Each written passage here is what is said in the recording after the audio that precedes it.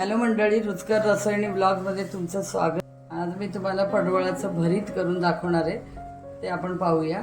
आता हा मी पडवळ घेतलेला, एकदम फ्रेश पडवळ त्याच्यासाठी घ्यायचा, जून घ्यायचा नाही. हा बघा पडवळ आहे, थोडासा चिरायचा आहे, उभा काप मारलाय. हे कडेचं तुम्ही तोडून घ्या, चांगलं नसेल तर हे घेऊ नका, चांगलं असेल तर घ्यायला काही प्रॉब्लेम नाही. आणि ही मधून मी आता कापून घेतलेले, तर या बिया काढून घेते. तर मधोमध मी कापून घेतल्यात, आपण ह्याच्यातून बिया काढून घेऊ. अशा चमच्याने काढून घ्यायच्या, अशा बिया काढून घेऊया. आपण चमचा असा घालायचा मध्ये आणि असं खरवडून घ्यायचं.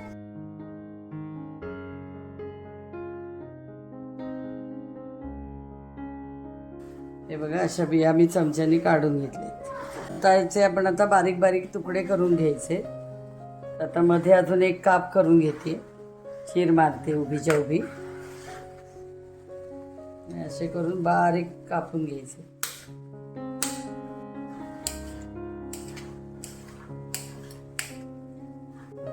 असे बारीक तुकडे करून घ्यायचे, चिरून घ्यायची व्यवस्थित.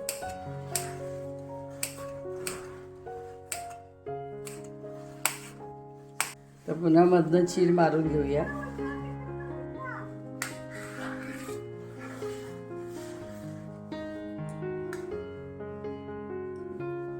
ही पण बारीक चिरून घ्यायची व्यवस्थित.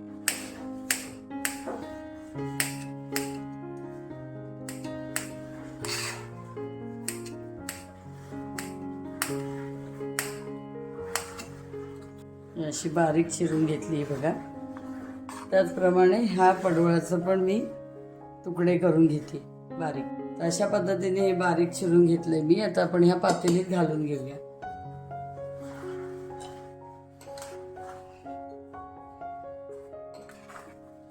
हे आता आपण पातेलीत सगळ्या फोडी घेतल्यात आणि अंगालगत पाणी घालायचंय, फोडी बुडतील इथपर्यंत. हे बघा.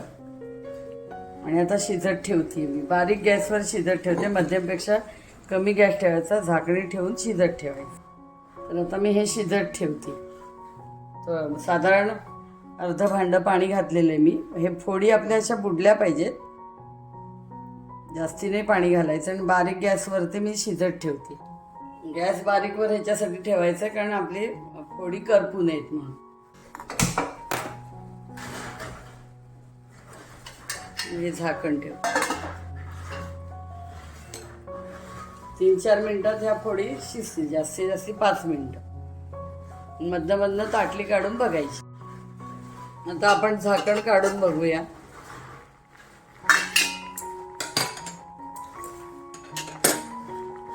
पडवळ शिजला की नाही बघूया. शिजत आलंय, अजून एक वाफ दिली की होऊन जाईल. पूर्णपणे चांगला मऊ शिजला पाहिजे. आता पुन्हा मी झाकणी ठेवते. गॅस बारीकच ठेवलेला आहे मी. तर आपण झाकण काढूया.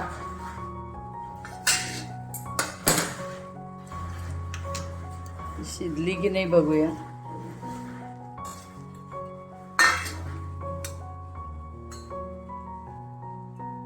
बघा, चांगली पद्धतीने शिजली आहे, व्यवस्थित स्मॅश होतीये. आता मी गॅस बंद करते. ह्याच्यातलं पाणी बऱ्यापैकी सगळं आटलंय. साधारण 1 चमचा पण पाणी राहिलेलं नाही बघा. इथे दाखवते तुम्हाला, पाणी काही राहिलेलं नाही. 1 चमचा आहे, तेवढं चालतं.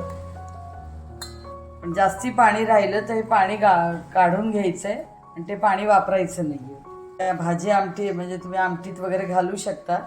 पाणी राहिलं तर ह्याच्यातलं ते पाणी काढून घ्यायचं. आता ह्याच्यात पाणी राहिलेलं नाही, साधारण 1 चमचा पाणी राहिले, जे मी तुम्हाला दाखवलं. आता ह्याच्यामध्ये आपण ही बारीक हिरवी मिरची अशा पद्धतीने चिरली आहे बघा, ती घालतीये. आता मला फोडणी करायची आहे. 3 चमचे तूप घेतलंय मी. जिऱ्याची फोडणी घालायची आपल्याला. कडकडीत चांगलं तूप गरम झाल्यानंतर जिरं घालायचंय. 1 चमचा जिरं घालते. चांगलं जिरं तडतडलं पाहिजे, लालसर झालं पाहिजे.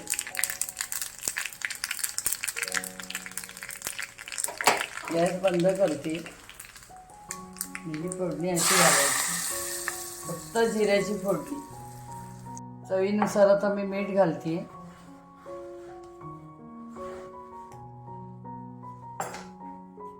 मी आता दही घालायचं.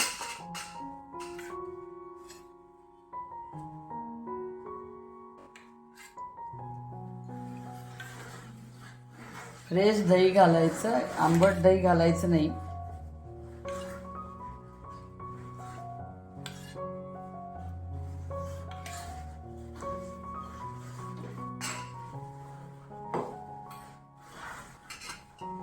आणि हे आता आपल्याला कालवून घ्यायचंय.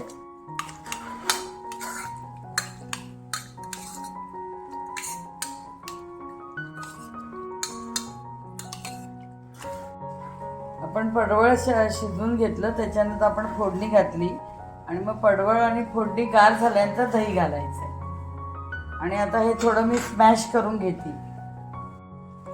तुम्ही हाताने पण थोडं कुस्करून घेऊ शकता.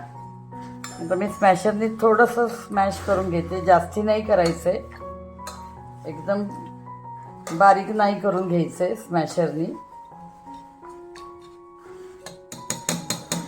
थोड्याशा फोडी आपण मऊ करून घ्यायचे. ते बघा,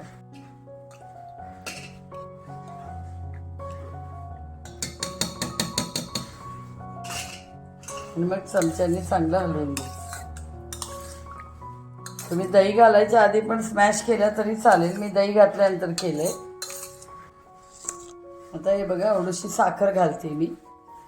नाही घातली तरी चालते, आवडत असल्यास जरूर घाला. पण दही मात्र आंबट घ्यायचं नाही अजिबात, ते फ्रेशच पाहिजे. हे बघा, ह्या अशा फोडी मी ठेवलेल्या ह्या पद्धतीने.